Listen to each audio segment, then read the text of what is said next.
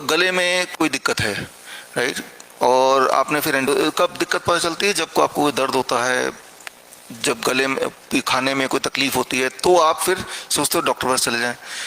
अब वो बोलते हैं हाँ वो कुछ देखना पड़ेगा। ये जो देखने के लिए जो एंडोस्कोपी आपने कराया, एंडोस्कोपी इटसेल्फ आपको और फर्दर डैमेज करेगा। एक तो दर्द है तो कुछ ना कुछ वहाँ पे ट्यूमरस ग्रोथ हो गई, तभी दर्द हो रहा है, लेकिन उस चिंता की बात नहीं है। अगर है तो उसको ठीक किया जा सकता है, लेकिन उसको देखने के बहाने अगर हम एंडोस्कोपी करेंगे तो वो अपने आप में और डैमेज कर रहा है। जैसे बंदर होता है ना कि चोट ठीक हुई कि नहीं, बंदर उसको खरोच के देखता है, तो चोट कभी ठीक नहीं होगी, क्योंकि ठीक होने के प्रोसेस को इंटरफेयर कर रहा है वो। तो ऊपर से अब डॉक्टर ये भी बोल रहे हैं, जो कि बोलते हैं कि आप बायोप्सी करा लो। Biopsy is very very dangerous, very very dangerous. आपने तो हमारी वीडियो देखा, आपने बताया था, तो आज मैं आपको बताऊंगा बायोप्सी कभी नहीं करानी चाहिए आपको। तो आपको सिर्फ ये मतलब है कि हमें ठीक होना है।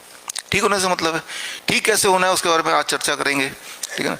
जो भी चीज़ बॉडी में ग्रो होती है, डेवलप होती है, बॉडी उसे डिसॉल्व भी कर सकता है, क्योंकि बॉडी ने बनाया ना, तो उसके पास ताकत है उसको डिसॉल्व करने की। मैंने ये कल बताया था आपको इसी एग्जाम्पल से कि अगर ये ग्रोथ है और मैं चाहता हूं कि ये ग्रोथ ना रहे, तो मैं नीचे का एनवायरमेंट चेंज कर दूंगा तो ग्रोथ कैसे होगी।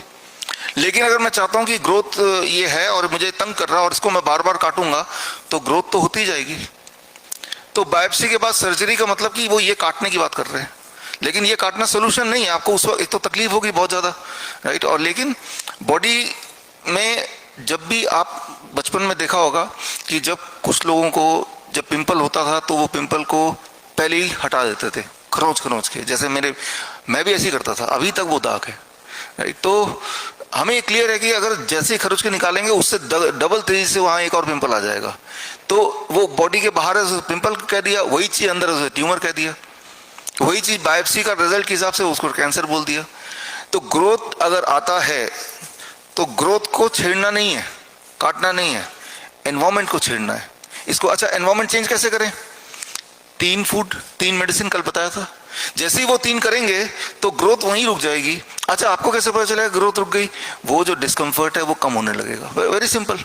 उसके लिए एंडोस्कोपी की क्या जरूरत है? तकलीफ कम हो जाए, वो पेन कम हो जाए, इसका मतलब वो चला ही गया होगा ना, वेरी सिंपल। तो आपको सिम्टम को देखना है और ग्रोथ को कम करने के लिए आपको एनवायरमेंट को बदलना है। एनवायरमेंट को बदलने के लिए कल वाले 3 मेडिसिन काफी हैं। इसके बारे में डिटेल में आज का टॉपिक इसी पे है काफी हद तक, तो उस पर बात करेंगे हम। What is pancreas division? Doctor said to me that pancreas complete division. What to do? Treatment. देखिए, आप 2 तरह से बीमार हैं। एक तो जो डॉक्टर बता रहा है आपको डायग्नोसिस के हिसाब से, दूसरा आपका बॉडी क्या बता रहा है। आपका बॉडी सिर्फ इतना बता रहा है आपके बॉडी में कहीं कहीं दर्द है, जैसा कि कल हमारी बात हुई थी, है ना। तो अगर वो दर्द खत्म हो जाए, मान लो है नहीं दर्द, आप सारा काम कर पा रहे हैं जो आप दिनचर्या में करना चाहते हैं, तो आप ठीक है। पेनक्रियास एक पार्ट में डिवाइड हो, 10 पार्ट में डिवाइड हो, वो इंपॉर्टेंट नहीं है। इंपॉर्टेंट ये है कि आपके सिम्टम को देखिए। सिम्टम को क्यों देखिए, डॉक्टर की डायग्नोसिस को क्यों नहीं देखिए, ये डिटेल में भी बताऊंगा। सिम्टम को देखना है, जो सिम्टम होता है तकलीफ क्या है आपको। जब बैठे हैं तो दर्द हो रहा है, लेटे हैं तो ध्यान वहीं पे जा रहा है, तो वो तकलीफ है, वो तकलीफ गायब हो जानी चाहिए। अच्छा, तकलीफ कैसे गायब होगी, उस पर भी तकलीफ को गायब करने के लिए पहले तो वही 3 मेडिसिन है, मैंने कई बार बोल दिया।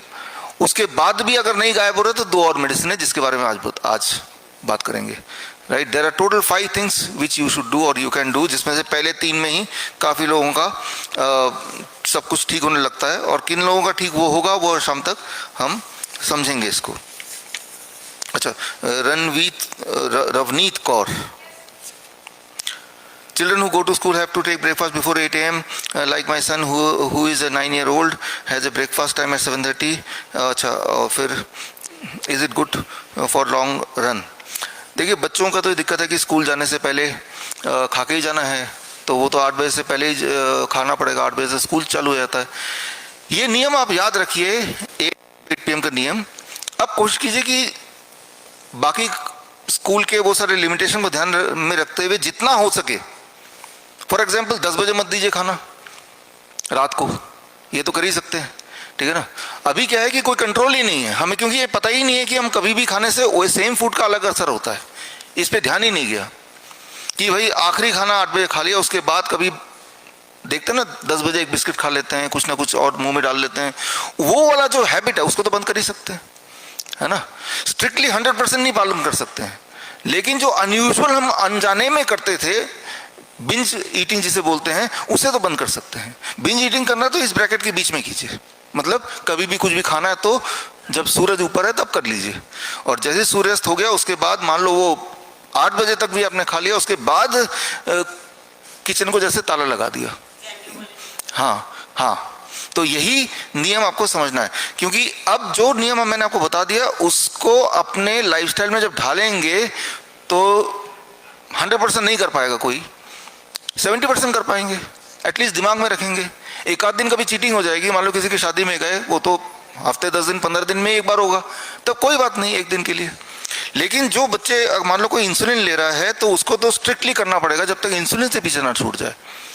एक बार तो स्ट्रिक्टली करना पड़ेगा, एक बार स्ट्रिक्टली कर लिया, इंसुलिन से पीछे छूट गया, और उसके बाद भी 4 महीने फिर भी स्ट्रिक्टली करना है, क्योंकि हर 4 महीने में आपका पूरा खून नया हो जाता है, मैंने बताया था आपको, राइट। तो एक बार खून जब नया हो गया फिर आप फ्लेक्सिबल हो सकते हैं, मतलब आपने मोरलेस फॉलो किया, और जब कहीं बाहर गए तो इग्नोर भी किया, ताकि सोशल लाइफ में हम अपने आप को एडजस्ट कर पाएं। इस तरह से एक बीच का रास्ता मैंने आपको नियम बता दिए, एक बीच का रास्ता आपको तय करना है। नहीं, पानी कभी भी कितना ही पी सकते हैं आप, उसको थोड़ा समझिए, मैं थोड़ा एक्सप्लेन कर देता हूं आपको। जो फूड है, फूड में पेनक्रियास का रोल है ग्लूकोज को मेटाबोलाइज करना। पानी में कोई ग्लूकोज है नहीं, तो पानी पेनक्रियास को नहीं जगाएगा। ग्लूकोज किस चीज में है? बाकी सब फूड में है। जैसे नारियल पानी, कहने को तो वो पानी है, राइट, लेकिन वो भी हमारे हॉस्पिटल में सुबह 7 बजे देते हैं, तो मैं उनको मना करता हूँ कि 7 बजे नहीं, 9 बजे के बाद दो, 9 o'clock के बाद, राइट। नारियल पानी कंप्लीट फूड है, कहने को पानी, लेकिन वो कंप्लीट फूड। नारियल पानी के अंदर वो सारे इंग्रेडिएंट है जो इंग्रेडिएंट आपके बॉडी को जरूरत है, यानी कि आप जिंदगी भर सिर्फ नारियल पानी पी के भी रह सकते हैं, राइट। अच्छा, अनिल कुमार, आपके कुछ क्वेश्चन हैं, उनमें से एक अभी ले रहा हूँ, बाकी शाम को लूंगा। Can eating be done at 7 PM to 9 PM, यही सवाल है। आप डिनर की बात कर रहे हैं, है ना। देखिए, वही मैं बता रहा हूँ कि आपको देखना है कि आपकी अभी हेल्थ स्टेटस क्या है। मान लो आपको कोई बीमारी ही नहीं है, सब कुछ ठीक है, तो कुछ भी करते रहिए। मान लो आप ज़्यादा ही बीमार है तो बस सनसेट के बाद खाना ही नहीं है। मान लो थोड़ा बहुत बीमार है तो चलो थोड़ा और फ्लेक्सिबल है, ये आपको देखना है। ये कुछ दिन के लिए बिल्कुल स्ट्रिक्ट रहे, जब दवाई छूट गई, सारे सिम्टम चले गए, तब आप थोड़े से चलो भाई हम 9 बजे तक स्ट्रेच करके देखते हैं। आप गौर करेंगे कि जैसे जैसे आप खाने की टाइमिंग को रिड्यूस करेंगे, आपका पेन उसी रफ्तार से रिड्यूस होगा, आपकी दवाइयाँ उसी रफ्तार से कम होंगी, ब्लड प्रेशर ब्लड शुगर उसी रफ्तार से कम होगी। मोटापा, जो पतले लोग होते हैं ना वो भी मोटे होते हैं, कहीं कहीं फैट अलग अलग जगह पे होता है, तो वो भी मोटा ही है एक तरह से, वहाँ से फैट जाएगा। इंच लॉस, वेट लॉस की बात नहीं कर रहा, इंच लॉस। वेट किसी का कितना भी हो सकता है, लेकिन बॉडी के मसल का वेट हो, हड्डियों का वेट हो। जब आप बोलते हैं मुझे वेट घटाना है, तो क्या आप ये बोलना चाह रहे हैं आप मसल का वेट घटाना है, हड्डियों का वेट घटाना है? आप ये बोलना चाह रहे हैं जहाँ जहाँ एक्सेस फैट है वो घटाना है। इंच लॉस यानी कि आपका जो वेस्ट आप उसको नापिए, वो इंच लॉस होना चाहिए, वेट लॉस भले ही ना हो, है ना।